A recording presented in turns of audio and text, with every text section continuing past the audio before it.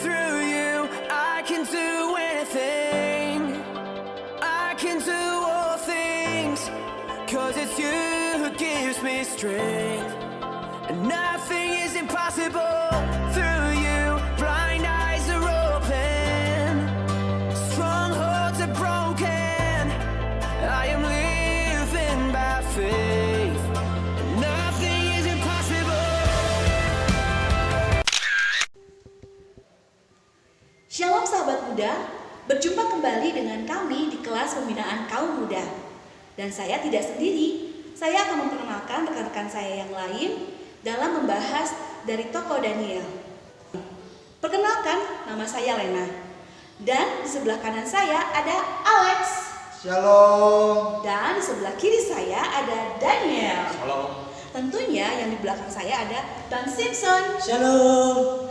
Puji Tuhan ya sobat muda, kami sekali lagi akan membahas dari tokoh Daniel yang akan memberkati kita semua. Sahabat muda, tokoh Daniel menjadi teladan di masa kini. Lalu kunci keberhasilan Daniel itu apa? Selain dia berintegritas, dia juga taat kepada Allah. Daniel juga setia dalam berdoa dan berpuasa. Kira-kira apa makna berdoa dan berpuasa yang dilakukan oleh Daniel? Sahabat muda, kami juga akan menghadirkan narasumber kami yang akan memaparkan kebenaran firman Tuhan dari tokoh Daniel. Mengapa Daniel setia berdoa dan berpuasa? Dan narasumber kami yaitu Bang Serius Mendropa. Kiranya pembahasan kami ini boleh menjadi berkat bagi kaum muda semua. Tuhan Yesus memberkati.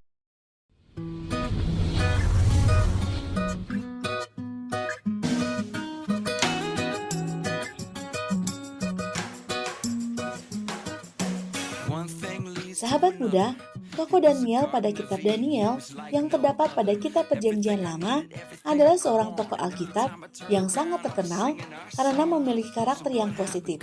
Daniel digambarkan sebagai orang yang taat dan setia kepada Allah dan tidak mau menyembah ilah-ilah lain.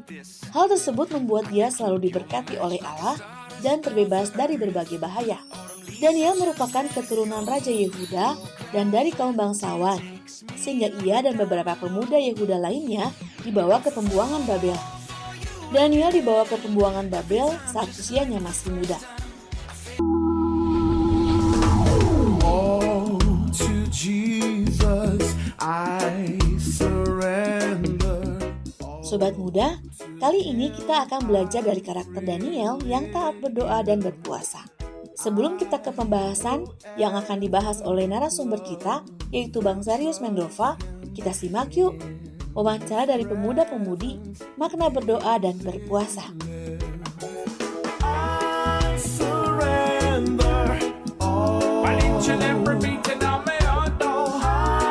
surrender.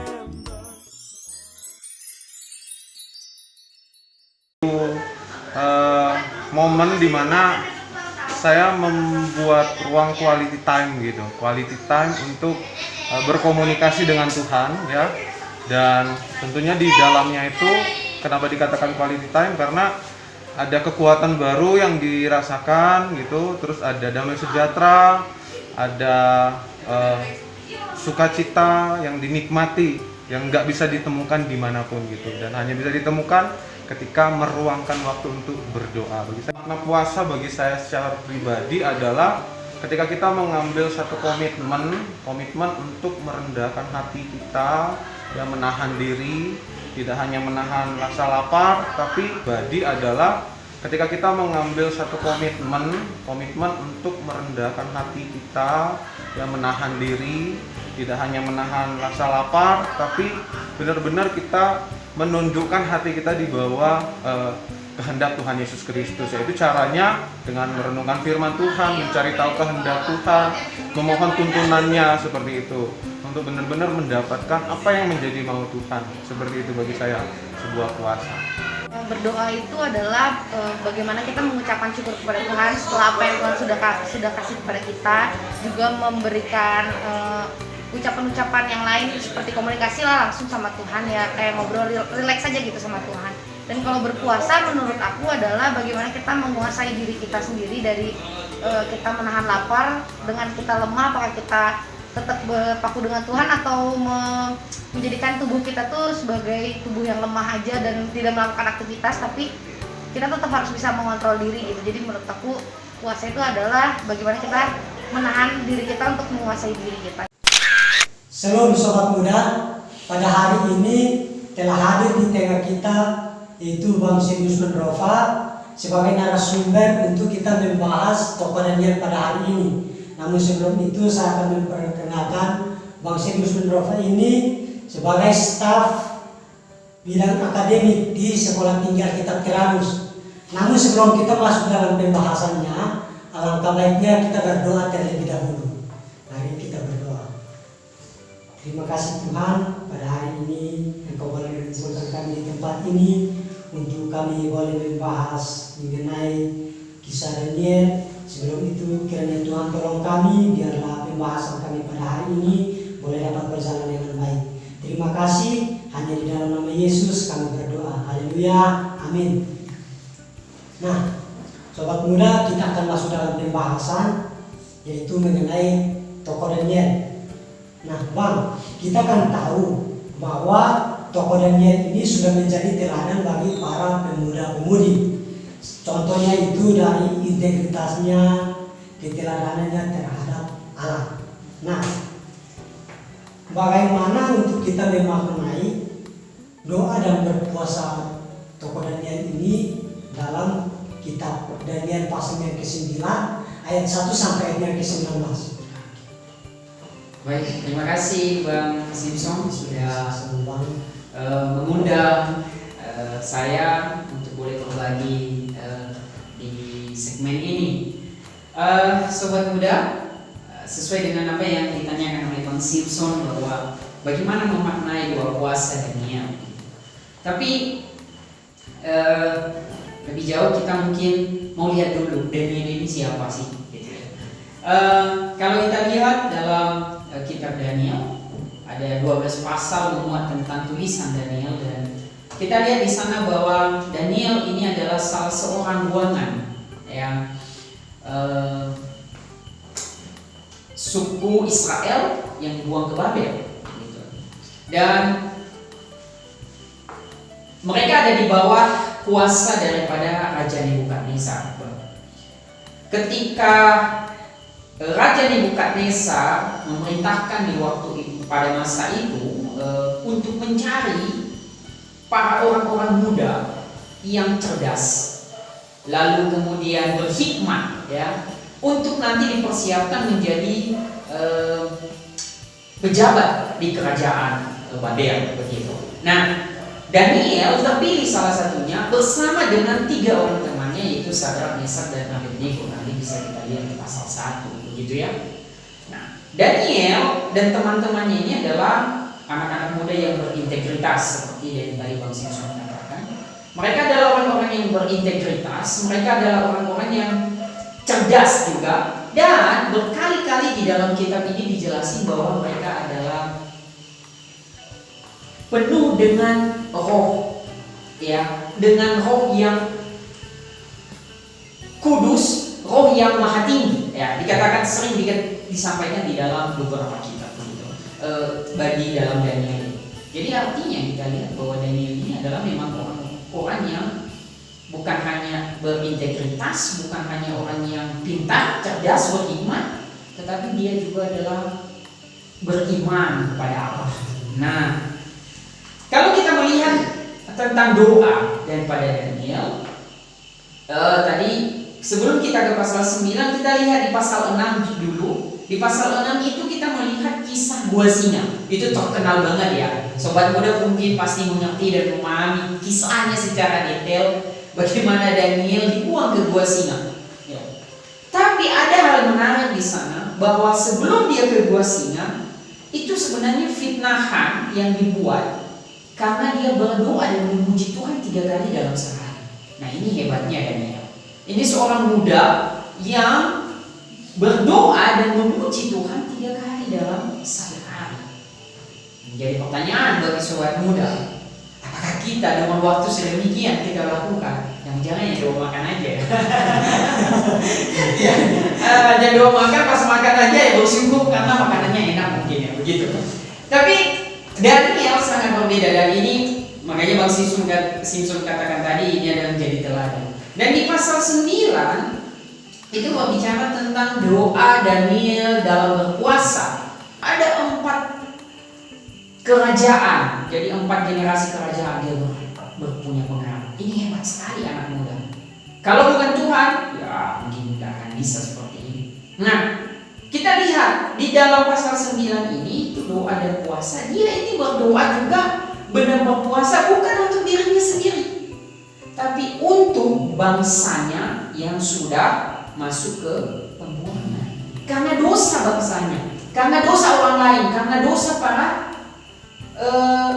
imam-imamnya, dia berdoa dan memohon belas kasihan Tuhan. Nah, ini yang kita perlu lihat, memaknai doa dan puasa Daniel. Artinya kita melihat di sini bahwa Daniel bukan hanya untuk berdoa dan berpuasa untuk dirinya, dalam hal ini juga dia berdoa dan berpuasa untuk orang lain, untuk bangsa. Nah, itu Bang yang bisa saya lakukan. Oke, terima kasih Bang atas pemaparan yang pertanyaan yang pertama. Sekarang kita langsung aja ke pertanyaan yang berikutnya Bang. Nah, di sini bagaimana untuk mendorong anak-anak muda untuk lebih rajin lagi dalam hal berdoa? Oke. Bagaimana mendorong sobat-sobat muda ya untuk lebih rajin berdoa dan tentu berpuasa. Ini sebenarnya apa ya? Kayak sedikit tidak begitu familiar bagi kita. Ya gitu ya. Berdoa berpuasa apaan sih gitu ya. Tapi kita harus mengerti bahwa kita harus mengerti dulu apa itu doa ya, dan apa itu berpuasa. Jadi doa itu pada hakikatnya adalah bagaimana kita bercakap-cakap, bagaimana kita ngobrol dengan Tuhan, bagaimana isinya juga adalah bagaimana kita memuji Tuhan ya, dan kemudian bagaimana kita mengeluarkan seluruh isi hati kita kepada Tuhan. Nah, itu doa ya, itu doa. Nah, berpuasa apa? Sedikit berbeda maknanya dari doa, tetapi adalah bagian daripada doa juga ya. Makanya bilang doa puasa itu adalah bagian sebuah simbol merendahkan diri di hadapan Tuhan. Tadi kita udah memuji, udah mengobrol, kemudian udah sampaikan keluhan, tetapi berpuasa itu adalah sebagai simbol untuk merendahkan diri di hadapan Tuhan. Di sana ada yang namanya menahan diri. Makan dan minum, itu menahan diri. Itu adalah bukti daripada kita merendahkan diri di hadapan Tuhan. Bagaimana sobat muda bisa hari ini dengan supaya bisa memahami bahwa doa puasa itu penting. Bahwa yang pertama adalah kita harus melihat bahwa kita butuh Tuhan dalam segala kesempatan, dalam segala keadaan kita butuh Tuhan. Ya. Kemudian yang kedua, kenapa kita butuh Tuhan? Karena kita ini sebenarnya adalah pribadi, atau saya bisa istilahkan kita ini lemah. Ya. Kita mungkin kuat, tetapi yang memberikan kehidupan kita itu adalah Tuhan. Maka semua aspek kehidupan kita harus kita arahkan kepada Tuhan. Nah, jadi tidak ada sesuatu hal yang lepas dari pantauan Tuhan. Jadi sahabat muda yang dikasihi oleh Tuhan dimanapun berada, bahwa oleh karena pemahaman dan pengertian bahwa kita ini butuh Tuhan, kita lemah, kita ini adalah bagian dari ciptaan, maka kita seharusnya selalu arahnya ke sana ya Bang Simpson. Iya, mengarah kepada Tuhan, pikiran kita, seluruh pergumulan kita, pujian kita, keluhan kita, curhatan kita sampaikan kepada Tuhan. Jadi jangan ke tempat lain dulu sebelum bicara kepada Tuhan. Itu sih. Oke, terima kasih Bang Sinus untuk pemaparan nomor 2, dan sekarang kita lanjut lagi ke pertanyaan yang berikut. Nah, di sini ada stigma yang sering terjadi bahwa ketika doa itu belum dijawab, itu apakah itu salah berdoa atau gimana? Baik. Ini stigma yang mungkin sudah menyimak luas. Ya, bukan hanya di kalangan anak muda, tetapi di kalangan orang Kristen secara umum, bahwa kurang berdoa, kurang puasa, tidak diberkati. Nah itu ya. Tapi yang menjadi pertanyaannya, apakah ketika kita berdoa dan kemudian doa kita itu tidak dijawab, ya begitu? Apakah jawaban doa itu adalah standar kesalehan ibadah kita yang bisa dilihat oleh orang lain? Itu yang jadi pertanyaan. Apakah standar jawaban doa itu adalah karena kesalehan kita? Maka karena kita saleh, maka jawaban doa kita jawab, begitu ya? Ya, sobat muda. Ternyata tidak, itu salah. Sehingga stigma itu muncul. Tidak berdoa, kurang berpuasa, tidak diberkati. Karena standarnya adalah standar kesalehan yang terlihat. Rajin ibadah, rajin berdoa, rajin ibadah, rajin baca Alkitab, dan kemudian kita berpikir, loh, kan dia rajin berdoa, rajin beribadah, rajin baca Alkitab, rajin ikut persekutuan, kenapa doanya nggak dijawab? Berarti standar kita adalah pada standar kesalehan yang bisa terlihat.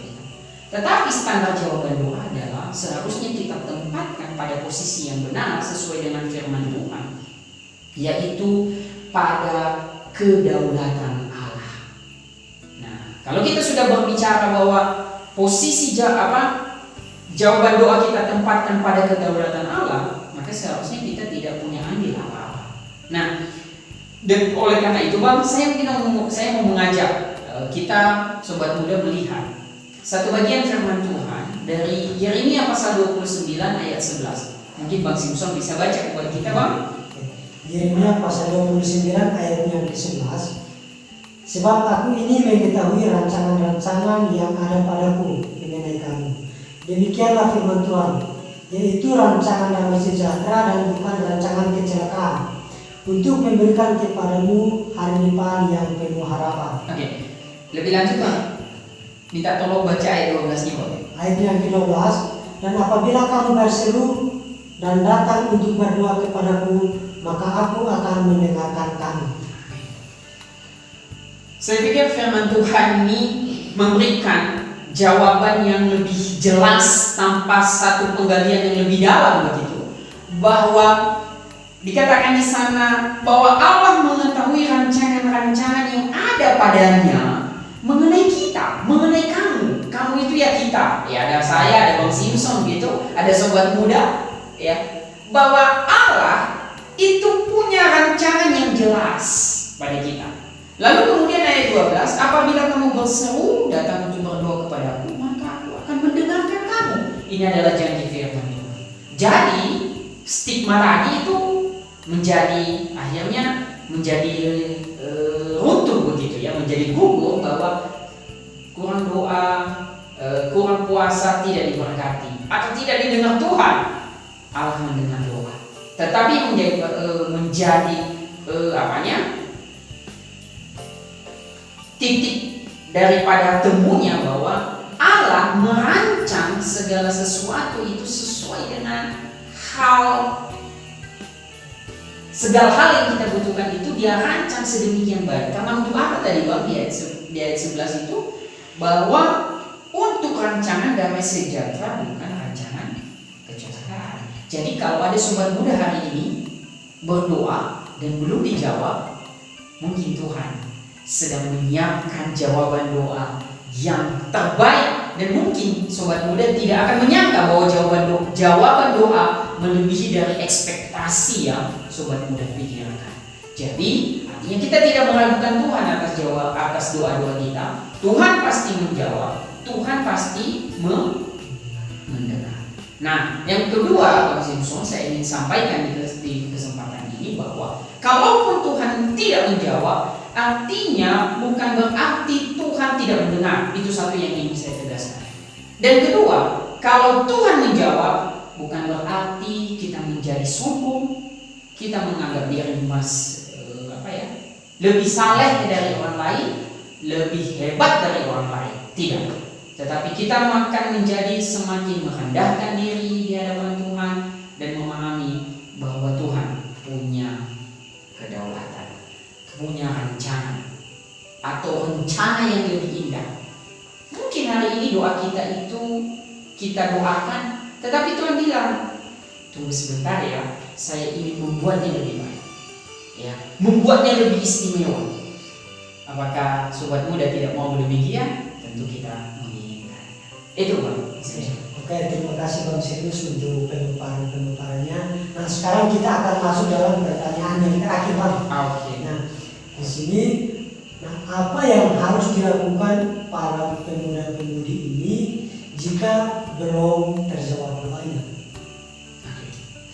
Apa yang perlu dilakukan oleh para sobat muda kalau jawaban doanya belum dijawab? Nah, saya ingin mengulas keadaan kita dulu sedikit tentang masa ini. Kita sedang ada di pandemi ya, menimbulkan banyak masalah dan mungkin banyak orang berdoa. Tak terlepas juga sobat muda pasti berdoa. Ya, lalu kemudian anak-anak bahkan mendapat masalah ya gara-gara pandemi. Harus online sampai boring, sampai bosannya minta ampun gitu ya. Tapi bagaimana kita berdoa, udah kita doakan, kok pandeminya tidak lalu-lalu, masalahnya makin banyak, tapi nggak tampaknya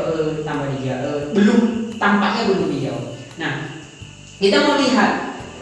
Saya mau sampaikan 3 bagian hari ini untuk memberi jawaban itu, Bang Simpson. Saya melihat bahwa yang pertama adalah ingat bahwa pesan firman Tuhan hari ini bahwa jawaban doa adalah kedaulatan Tuhan. Ya. Jawaban doa adalah kedaulatan Tuhan. Kita tidak punya andil apa-apa, tetapi yang menjadi pertanyaannya, kalau kedaulatan Tuhan berarti Tuhan sudah tahu? Tidak juga. Bukan begitu maksudnya bahwa kedaulatan Tuhan kalau sudah Allah berdaulat, ada Allah Maha tahu, maka tidak perlu berdoa Tuhan akan berikan. Bukan. Tetapi kita perlu sampaikan keluhan-keluhan kita. Tetapi jawaban doanya adalah kedaulatan Allah. Ya. Dan Tuhan dengan firman Tuhan yang sudah kita dengar tadi bahwa Tuhan akan memberikan yang terbaik. Lalu yang kedua adalah ingat juga hari ini bahwa doa dan puasa itu bukan apa yang kita jawabannya tidak selalu apa yang kita mau. Tetapi ingatlah bahwa jawaban doa adalah sesuai dengan yang Tuhan mau untuk kebaikan kita, ya, anak-anaknya. Kemudian yang ketiga adalah tetap semangat dalam berdoa sebagai tanda kerendahan hati di hadapan Tuhan. Berdoa, berpuasa sebagai bentuk penghargaan kita, sebagai bentuk kerendahan hati kita di hadapan Tuhan, dan yang terakhir sebagai bentuk bahwa kita mengakui Tuhan ada. Jadi doa dan puasa itu bukan tentang kita, tetapi tentang kemurahan dan kedaulatan Allah. Itu Bang Simpson.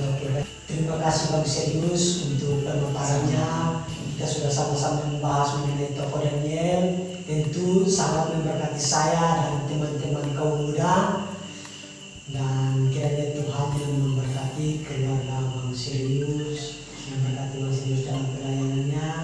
Dan sebelum kita meninggalkan kelas pembina kaum muda ini, kita akan tutup dalam doa. Dan saya minta dengan kasih untuk Bang Serius yang akan membawa kita dalam doa ini, dan sekaligus kita mendoakan kaum muda yang ada di negeri ini supaya mereka juga mengerti bagaimana kita harus berdoa dan berpuasa kepada Tuhan.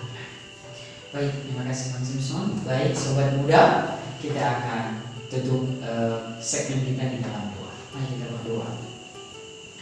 Allah Bapa, Allah yang mengasihi kami dan yang kami kenal di dalam nama Tuhan Yesus Kristus, terima kasih untuk kesempatan kami boleh berbincang, kami boleh berdiskusi tentang berdoa dan berpuasa di hadapan Tuhan, yang menjadi makna dan doa puasa dan secara khusus untuk para teman, sobat-sobat muda di manapun berada. Dan segmen ini boleh berlalu dan kami tahu bahwa semua akan pertolongan Tuhan.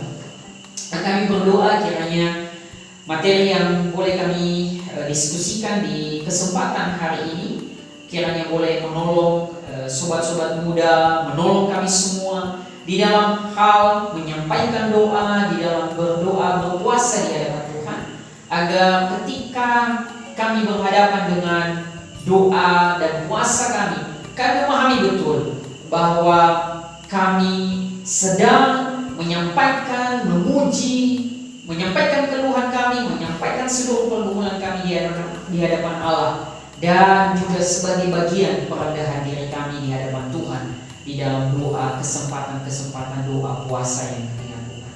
Hamba berdoa Tuhan kiranya seluruh sobat muda dimanapun berada, di kaum-kaum muda dimanapun berada di kesempatan hari ini di seluruh negeri ini, Tuhan Engkau memberkati, terutama di tengah-tengah masa yang sulit ini, di tengah-tengah masa pandemi. Mungkin ada banyak orang yang berdoa, mungkin di kalangan teman-teman kami, pemuda-pemuda dimanapun mereka berada, ada yang berpikir kami berdoa tetapi kami tidak dijawab oleh Tuhan, doaku tidak dijawab oleh Tuhan.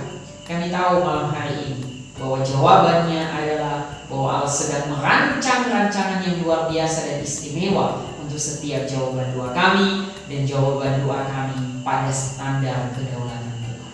Terima kasih Tuhan untuk segmen ini, dan berkatilah kami agar baik hambamu dan juga Bang Simpson yang di dalam ruangan ini dan juga teman-teman yang ada di luar sana yang mendengar daripada perbincangan ini diberkati, dan kemuliaan Allah yang terlihat hanya Tuhanlah yang dimuliakan dari semua yang kami kerjakan di kesempatan hari ini. Dalam nama Yesus kami berdoa.